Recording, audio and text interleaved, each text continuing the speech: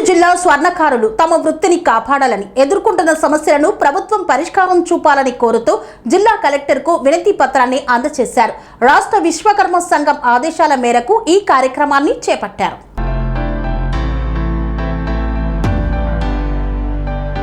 పెద్దపల్లి జిల్లా కలెక్టర్ కార్యాలయంలో జిల్లా స్వర్ణకారులు వివిధ మండలాల స్వర్ణకారులు కలిసి కలెక్టరేట్కి వినతి పత్రాన్ని సమర్పించారు.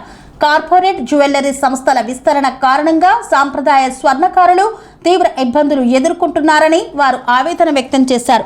పట్టణాలకే పరిమితమైన కార్పొరేట్ సంస్థలు ఇప్పుడు మండల కేంద్రాలకు కూడా విస్తరిస్తుండటంతో చిన్న స్వర్ణకారుల ఉపాధిపై తీవ్ర ప్రభావం పడుతోందని తెలిపారు. అలాగే బంగారం, వెండి ధరల్లో తరచూ జరిగే హెచ్చుతగ్గుల కారణంగా వినియోగదారుల కొనుగోళ్లు తగ్గిపోయి వ్యాపారం మందగించిందని పేర్కొన్నారు. దీంతో అనేక కుటుంబాలు ఆర్థిక ఇబ్బందులు ఎదుర్కొంటున్నాయని చెప్పారు. ఒకప్పుడు గౌరవప్రదమైన వృత్తిగా గుర్తింపు పొందిన స్వర్ణకార వృత్తి ప్రస్తుతం సంక్షోభంలో ఉందని ఆందోళన వ్యక్తం చేశారు. ప్రస్తుత తరం యువత ఈ వృత్తిని ఎంచుకోవడానికి వెనుకంజ వేస్తోందని తెలిపారు. కలెక్టర్ గారికి విన్నవించడం జరిగింది. గత 10 సంవత్సరాల నుండి పాలించిన ప్రభుత్వం స్వర్ణకారులను, విశ్వబ్రాహ్మణులను పట్టించుకోలేదు. ఈ ప్రజాప్రభుత్వమైనా కూడా మా యొక్క విశ్వబ్రాహ్మణులను, స్వర్ణకారులను పట్టించుకొని మా యొక్క సమస్యలకు సానుకూలంగా స్పందించి మమ్మలను రక్షించవలసిందిగా రాష్ట్ర ప్రభుత్వానికి విన్నవించుకుంటున్నాం. ఈరోజు నిజంగా స్వర్ణకార రాష్ట్ర సంఘము చాలా మంచి పని చేసింది.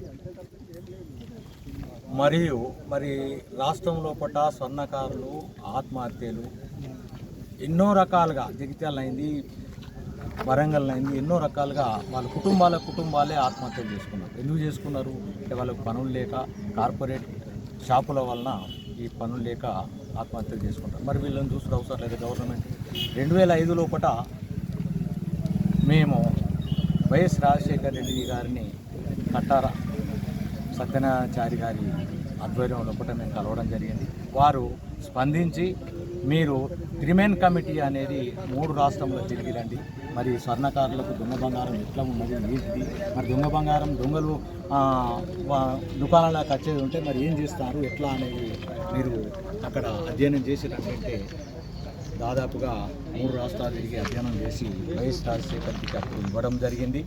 కానీ అతను అన్ఎక్స్పెక్టెడ్గా జరిగిపోవడం వల్ల మన స్వర్ణకారుల బతుకులు ఇట్లయినాయి. అప్పుడే మనకు చాలా మంచి రోజులు ఉండేది, కానీ దాన్ని పక్కకు పెట్టారు. ప్రతి రోషయ్య పక్కకు పెట్టిండు, కిరణ్ కుమార్ పక్కకు పెట్టారు, అందరు పక్కకు పెట్టారు. అయినా కూడా మనము ఏది జీవన పోరాటం లాగా మేము చేస్తున్నాము.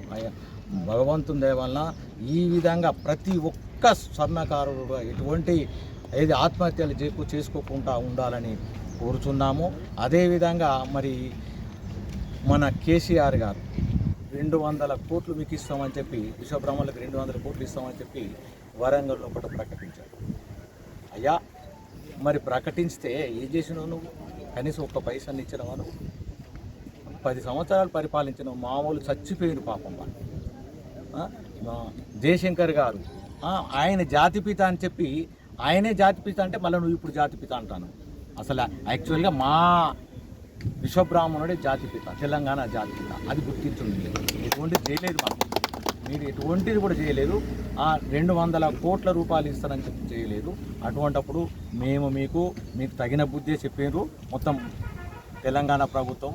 మరి ఇప్పటికైనా కూడా మరి మన ముఖ్యమంత్రి వర్యులు రేవంత్ రెడ్డి గారు మరి దీనికి స్పందించి మరి వీళ్ళ బాధలను చూసి, కార్పొరేట్ బాధలను చూసి, మొన్న కూడా ఏంటి పిఎం మన ప్రైమ్ మినిస్టర్ గారు బంగారం ఈ సంవత్సరం 2 సంవత్సరాలు కొనకుంటే అన్నాక ఇంకా బాధ లేదు మాకు. ఇంకా ఎంత డేంజరస్ పొజిషన్ ఉన్నారు ఈ విశ్వబ్రాహ్మణ్ లోపల. ఈ స్వర్ణకారులు వెరీ డేంజరస్ ఉన్నారు. దయచేసి ఏంటంటే మరి ఇప్పటికైనా కూడా మరి స్వర్ణకారుల బాగుపడుటకు మరి రేవంత్ రెడ్డి గారు కానీ మరి వారి మంత్రివర్గము, ముఖ్యంగా మేము చాలా మాకు ఇష్టమైన వ్యక్తి శ్రీధర్ బాబు గారు మాకు ఎన్నోసార్లు వైఎస్ రాజశేఖర రెడ్డి గారిని కలిశారు. మరి తప్పకుండా రండి అది అని చెప్పారు. మరి మేము కూడా వస్తాము. మొన్న కూడా నేను మా విశ్వబ్రాహ్మణ సంఘం తరఫున మొన్న సోమవారం నాడు స్వర్ణకారుల కొరకు నేను వినతిపత్రం ఇవ్వడం జరిగింది. దానికి అప్పుడే స్పందించి పరిశ్రమల శాఖ, జిల్లా పరిశ్రమల శాఖకు ఫోన్ చేసిండు. అప్పటికప్పుడే ఫోన్ చేశాడు కలెక్టర్ గారు. మరి వీళ్ళ పరిస్థితి ఏంటిది అని చెప్పినాక జిల్లా పరిశ్రమల శాఖ అధికారులను కూడా కలవడం జరిగింది. మీరు రండి సార్, రండిచ్చి మీరు ఎవరు వస్తలేరు, 20 లక్షలు ఇస్తాం, 50 లక్షలు ఇస్తాం, ₹1,00,00,000 ఇస్తాం, మీరు ఒక 11 మందా 22 మందా అనే దాని మీద కూడా ఆయన నన్ను క్వశ్చన్ వేసిండు. కంపల్సరీ 22 మంది కాదు సార్, 11 మంది కాదు సార్, ఈ గ్రూప్ అయ్యి ఉంటే మా దాంట్లో కొంత ప్రాబ్లం అవుతుంది, ఇండివిజువల్ ఇవ్వండి సార్, ఇండివిజువల్ రండి, వచ్చి అంటే 10 లక్షల 20 లక్షల కంపల్సరీ ఇస్తాం. మాకు ఈ ఫస్ట్ వీక్లో నేను పోయిన నెలలో నేను పోయింటి, కానీ ఈ ఫస్ట్ వీక్లో వస్తాయి సార్, మీరు రండి, వచ్చిన తర్వాత కంపల్సరీ మేము చేస్తామని చెప్పారు.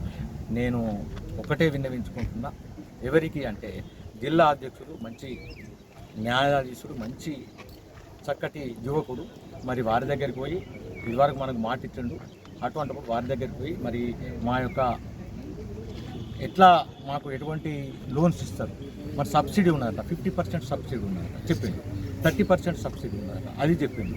దయచేసి మీరు పోయి వారితో మాట్లాడి ఈ జిల్లా స్వర్ణకారులకు మీరు ఎంత సేవ చేస్తారు, ఇప్పటికైనా చేస్తున్నారు, ఇక ముందు కూడా మీరు ఈ యొక్క పరిశ్రమల శాఖ దగ్గరికి పోయి మీరు మాట్లాడి ఎవరెవరికి కావాలనో చేసి మరి ఎవరికి అవసరం ఉన్నదో అది తీసుకుంటే బాగుంటుంది అనే దాని మీద మనం అందరం కూడా పోదాం.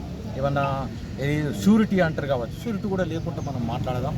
మీరు మాట్లాడండి, మీరు అడ్వకేట్ కూడా, అటువంటిప్పుడు మీరు మీ ఆధ్వర్యంలో తప్పకుండా ఈ యొక్క స్వర్ణకారులు బాగుపడుతారని, జిల్లా వాళ్ళు అందరూ కూడా సంతోషంగా ఉంటారని నేను మనస్ఫూర్తిగా కోరుతున్నాను.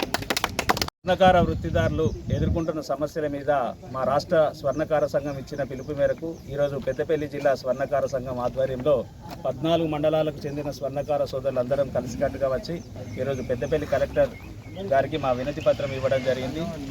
కార్పొరేట్ జ్యువెలరీ షాపులు నానాటికి పట్టణాలలో విస్తరించడం, క్రమంగా జిల్లాలలో టౌన్లలో కూడా విస్తరిస్తుండడంతో అనాదిగా కుల వృత్తులను నమ్ముకున్న స్వర్ణకారుల బ్రతుకులు చిన్నాభిన్నం అవుతున్నాయి.